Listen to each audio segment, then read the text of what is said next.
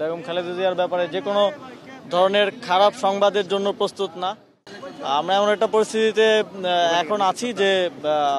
স্থিতিশীল অবস্থা বলা যায়, খারাপও না ভালো না, তবে ওনারা আশা করছেন যে এটা ভালোর দিকে যাবে এবং আমরাও অন্তর্বর্তীকালীন সরকারের পক্ষ থেকে সারা দেশবাসীর প্রতি আহ্বান থাকবে বেগম খালেদা জিয়ার জন্য দোয়া করার জন্য, যেন এই স্থিতিশীল অবস্থা থেকে ধীরে ধীরে উন্নতির দিকে যায়। তবে এখন দেশের বাইরে পাঠানোর মতো পরিস্থিতি নেই, ট্রাভেল করার মতো পরিস্থিতি নেই, তবে ওনারা আশা করছেন যে যদি শারীরিক অবস্থার উন্নতি ঘটে তাহলে ট্রাভেল দেশের বাইরে নিয়ে যাওয়া হবে। আসলে বাংলাদেশের গণতন্ত্রের প্রশ্নে কিংবা বাংলাদেশের সার্বভৌমত্বের প্রশ্নে আমরা দেখেছি যে বেগম খালেদা জিয়া নামটা সবার আগে আসবে এবং বাংলাদেশ একটি এখন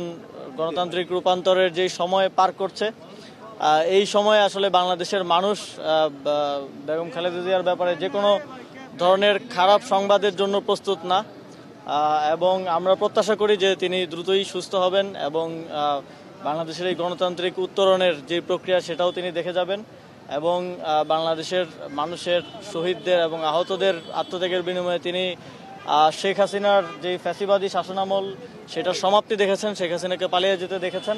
এখন আরেকটা গণতান্ত্রিক রূপান্তরের গুরুত্বপূর্ণ ধাপও তিনি আমাদের সাথে পার করবেন, এটাই প্রত্যাশা থাকবে।